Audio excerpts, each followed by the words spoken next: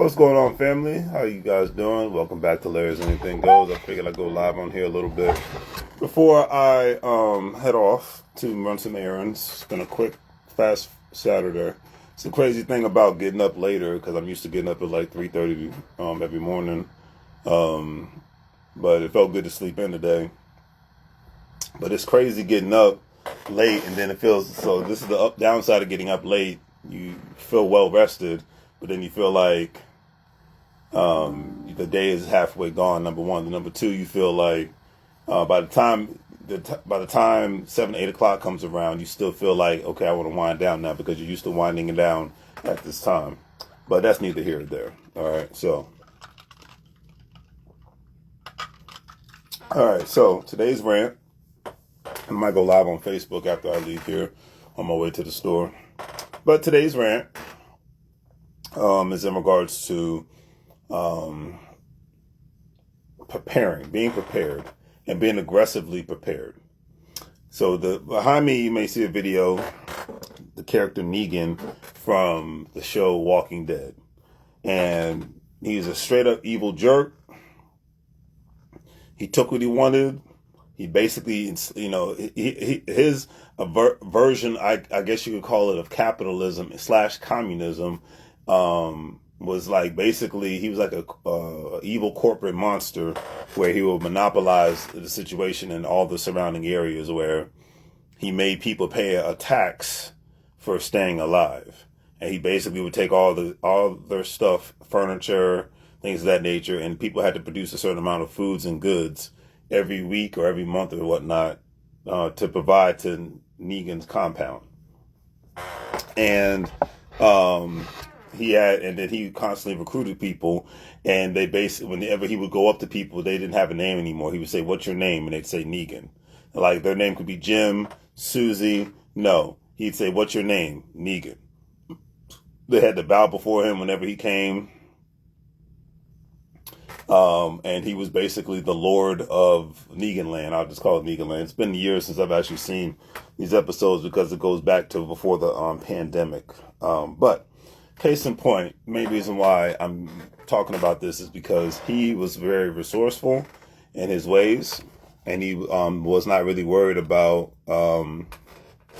He had his demise and whatnot, but he really wasn't worried about anybody taking him out while he was around. And I know that something happened. Things happened in the show where he ended up becoming part of Rick's team. If you're a Walking Dead fan, you know what I mean. I'm not going to get too in depth with it, but I will say at the end of the day is that he was prepared. Majority of the regular everyday working people who are not suffering now are the ones who prepared for 2025, heading into 2026. Now you probably ask them now, what do you mean prepared? I'm saying financially prepared. Now look, life happens. People can get sick. People lose jobs. Accidents happens, but I'm talking about your everyday regular working people who didn't buy a bunch of assets didn't get into the kind of debt that involved them looking better than other people, specifically car debt, house debt, even to a certain point, student loan debt, because they had a financial mindset to say, hey, I could do this, but should I? I'm 42 years old. I've never had a car payment in my life.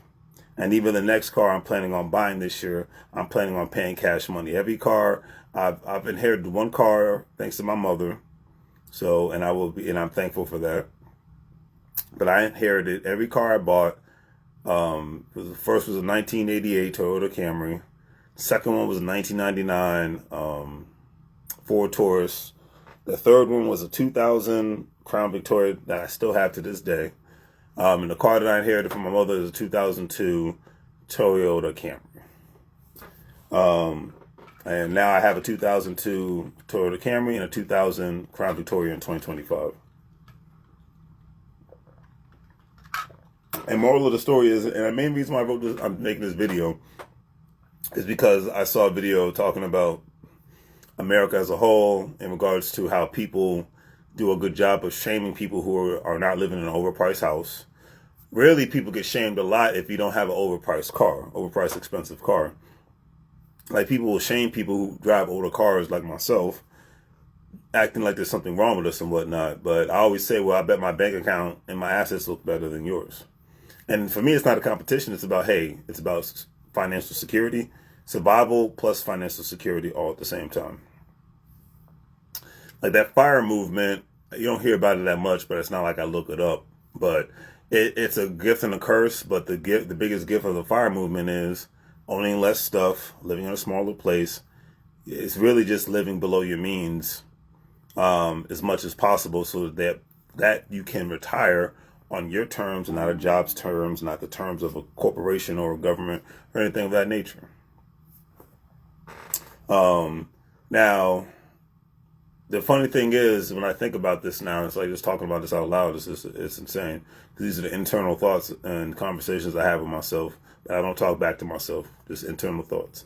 But anyways, but it's amazing to me that, because great example, full transparency. During the pandemic, it's like the beautiful thing about the lockdown, you had all this, you can talk about Bitcoin, cryptocurrency, stock market. People were like, yo, man, we need to get our financial house in order. Getting access to capital via various different kinds of personal credit cards, business credit cards, utilizing home equity lines of credit, buying real estate, opening up businesses. That was a time, man. Like it was 5 years ago. But that was a time. Let's keep it real. Because more people had more time to be at home more. So either you're going to be one of those people that were just going to, trick off on social media, play video games, or you're going to be one of those people that was going to make some moves and think outside the box. Even if it wasn't just opening up your own business, but were you going to, the money that because a lot of people did save a lot of money during the pandemic. The money that you saved and made during the pandemic, did you put it away in a savings account?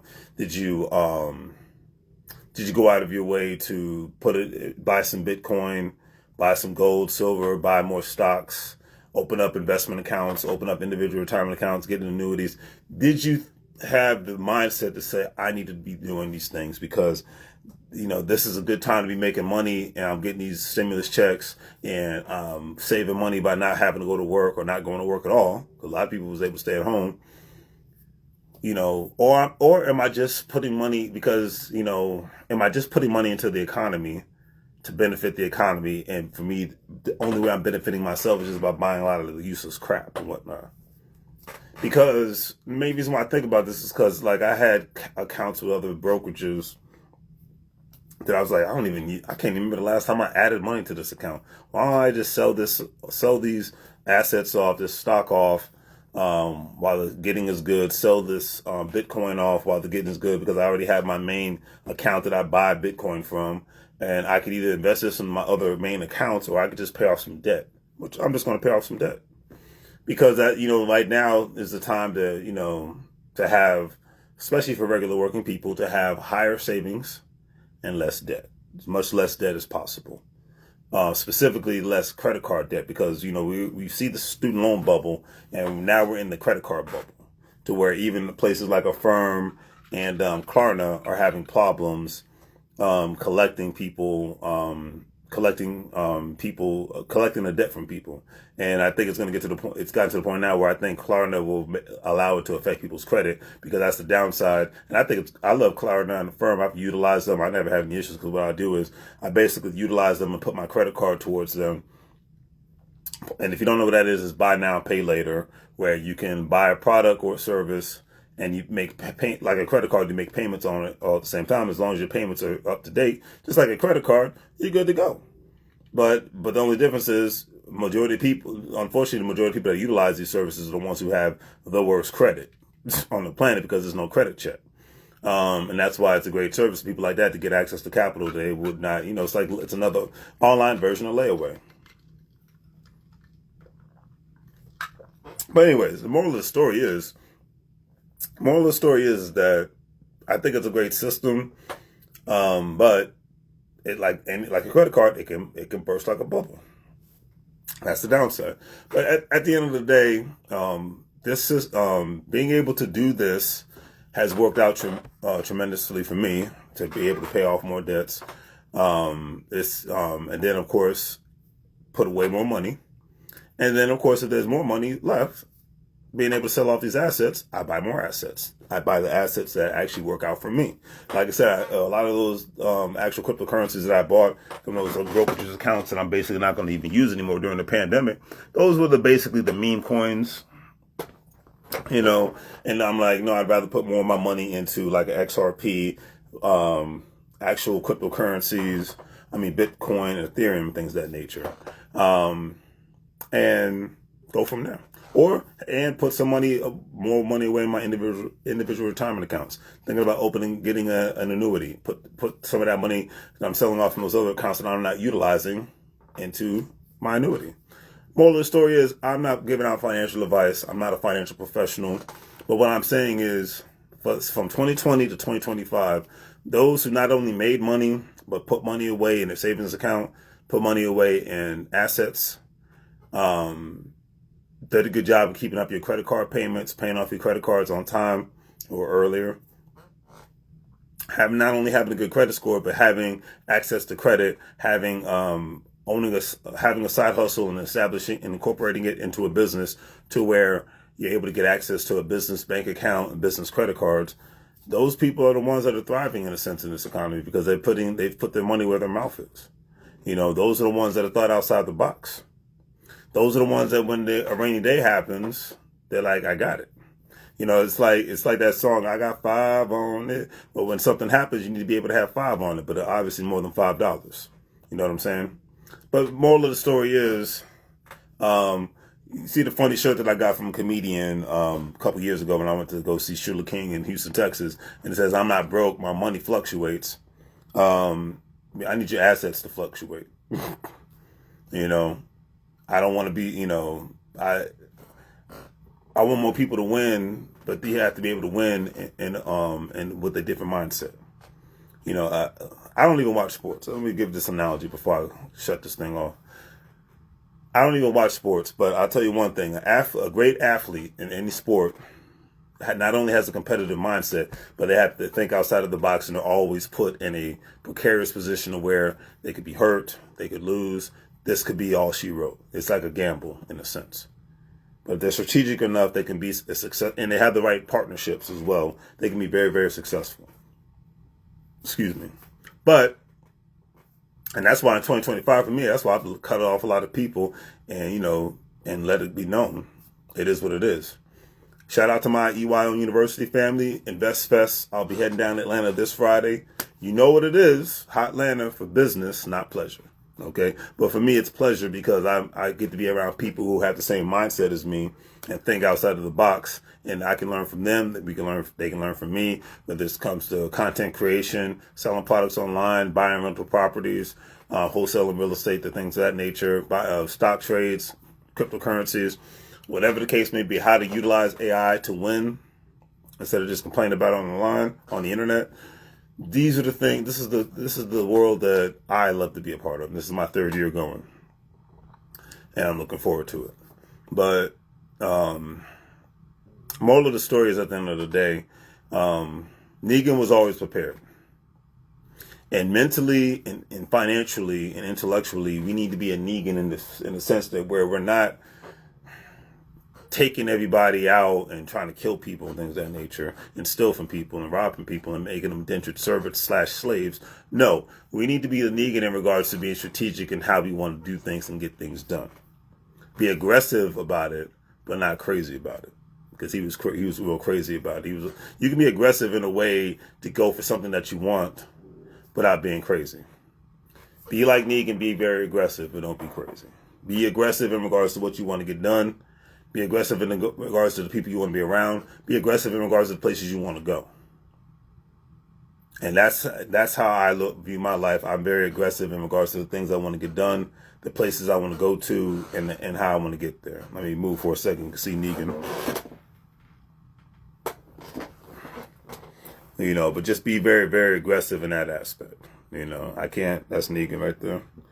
Be very, very aggressive like Negan or whatnot. You don't have to walk around with a leather jacket and a baseball bat with barbed wiring surrounding it and whatnot. But let your baseball bat be the button you push on the app in regards to purchasing the assets.